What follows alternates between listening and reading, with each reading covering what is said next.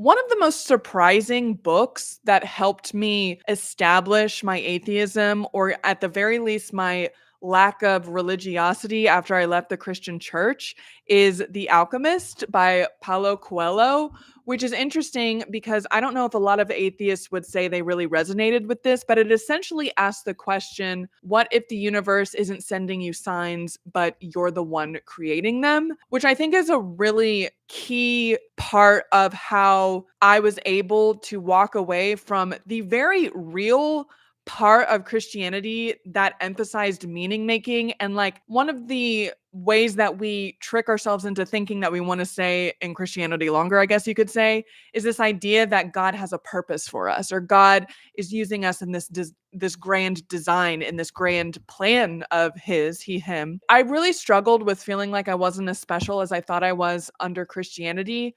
And so it took a long time for me to figure out how I could still feel like I was living a life of purpose.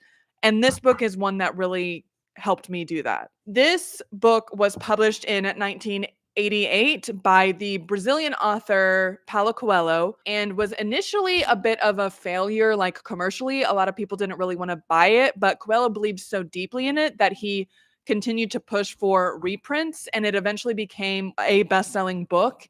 And it is often embraced in like more spiritual circles, but I do think it has some really interesting applications for atheists, or even at the very least someone who's walking away from religion and don't really know how to navigate like a lot more of the intricacies of reality. I don't think it's making any like truth claims about the spiritual nature of the universe or anything like that. In summary, the story follows Santiago, a shepherd boy who dreams of finding a treasure near the Egyptian pyramids. Like he literally has this dream.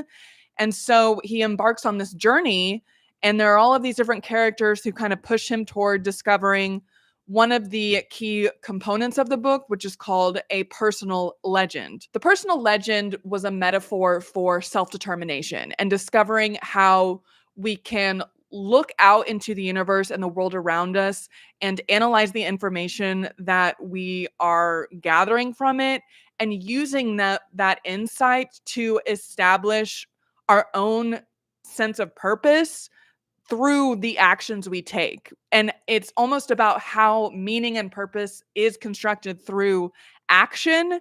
And this is really insightful for someone who has left Christianity, because in Christianity, it's very much about how our actions or our thoughts are really kind of filtered through either the God or the devil, like a sense of revelation, and not through doing something for ourselves or doing something for the sake of doing them.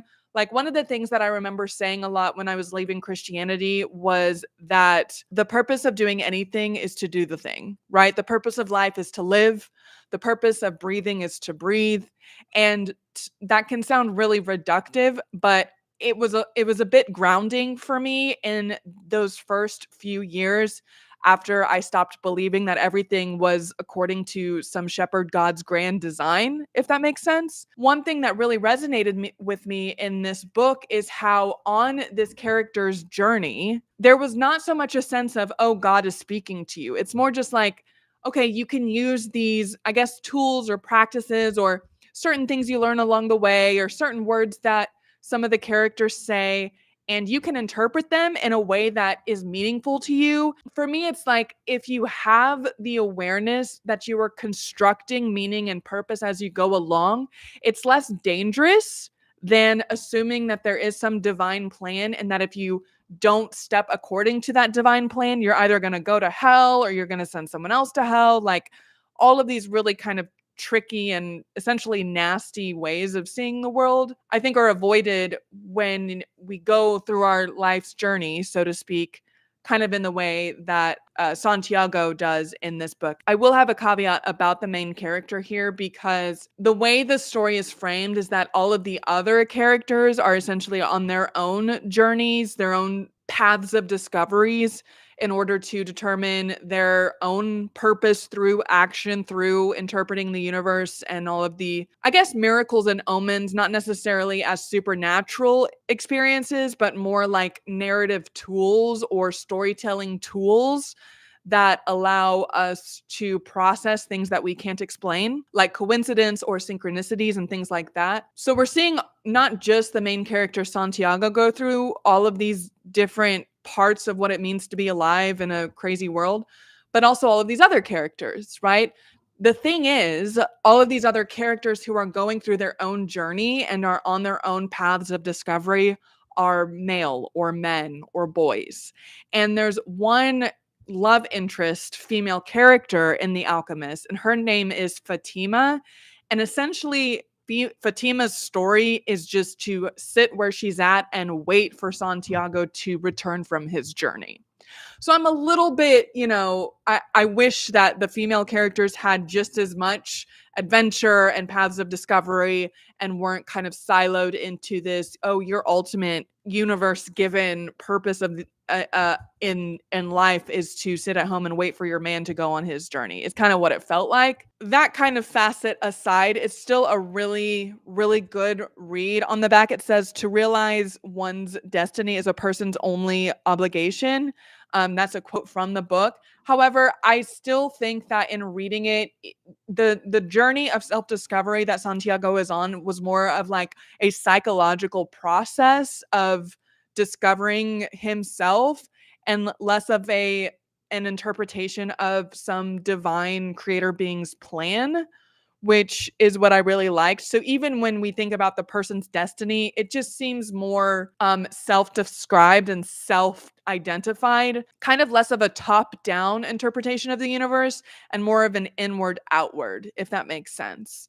So I really liked The Alchemist because, again, it allowed me to still kind of maintain some of the whimsy and mystery and a spiritual aspect to how I was navigating the world outside of Christianity in a way that just it wasn't, again, so orderly and structured and I had to be part of this plan, and more just like, okay, this really is just like an aspect of discovery and self-discovery, and life can be beautifully experienced like that just on its own. So one of the ways that I think this book can be really applicable is it is a really good kind of in between the orderly intensity of a high demand religion and kind of like the groundless, hard-lined materialist perspective of a lot of atheism and the atheist community. I think it's a nice in between to kind of help people along the deconstruction journey, especially for how we can reinterpret or redefine purpose in a way that still feels meaningful, and like accepting that it's okay that we're determining our purpose ourselves. It's okay that we make meaning as we go, and that there really is no point to brushing my teeth other than I just want clean teeth. That's it. Like, it doesn't have to be this, well, my body is a temple and God said that if I don't take care of it, I'm going to go to hell. Like, doesn't have to be that high stakes. It can just be, we want nice teeth. Does that make sense? The idea of a self-designed destiny, I just think is a lot more comforting. And another really cool part of this book was it just allowed me to look out into the world and kind of almost intentionally manifest omens or synchronicities, not in a way that I think was supernatural or some divine being interfering with reality, but more just like, oh, this is a synchronicity. I actually don't care what's going on behind the scenes. I'll use a simple example like angel numbers, repeating numbers like 222, 333, whatever. There's a lot of new age spirituality that will talk about angel numbers as actual signs from source or the creator being of the universe or something like that. And I just think we can use those 2223, like whatever kinds of synchronicities or omens we want.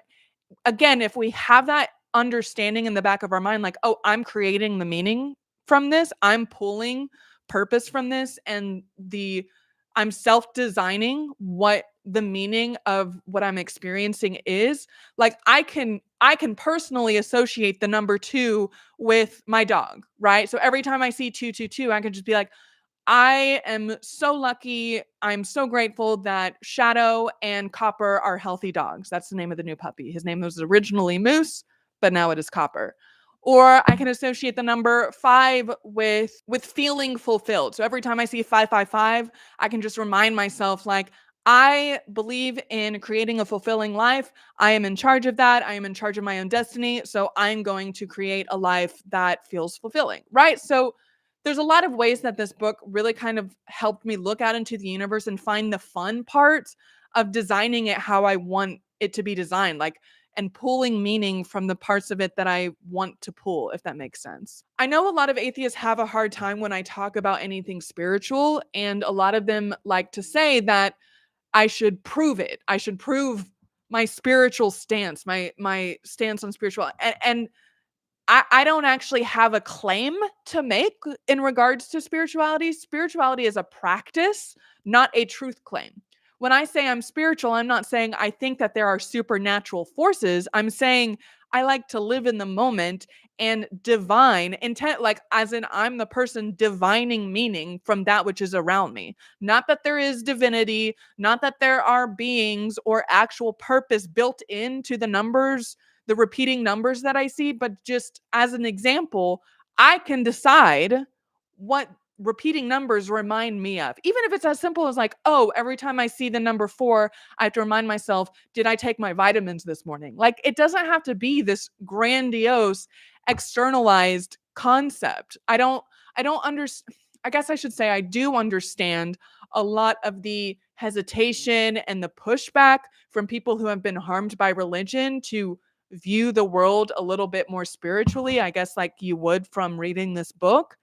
But I really want to challenge us to start finding applicable, practical ways to actually apply meaning and purpose, because it is unfortunately not enough. And we are seeing the data behind this. It is not enough to just say, oh, meaning and purpose doesn't come from God, He, Him, Yahweh, the shepherd deity of these ancient peoples, right?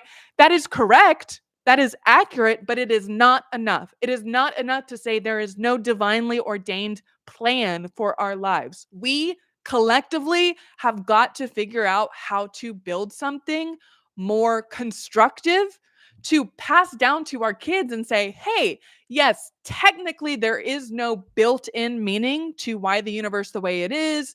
The fine tuning problem is difficult. The problem of suffering is difficult. There's all these big existential philosophical questions. Yes, there are.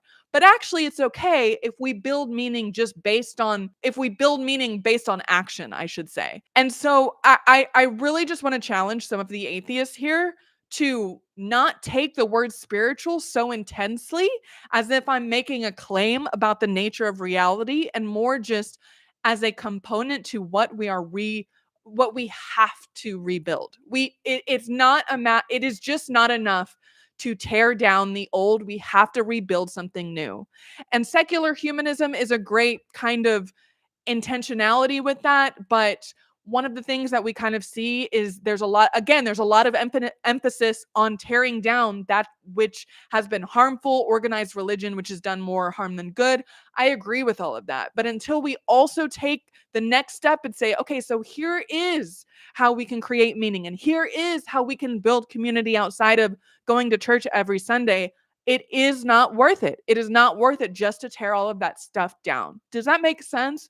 So that's why I'm including a book like The Alchemist and talking about creating our own meanings for our own omens or our own practices of spirituality. You don't have to do any of this because it's not foundational to your sense of purpose, you personally. Does that make sense? So I just had to throw all of that out there. I do still recommend the book really for anyone who is just generally interested in how we can find or create our own purpose outside of high control religions.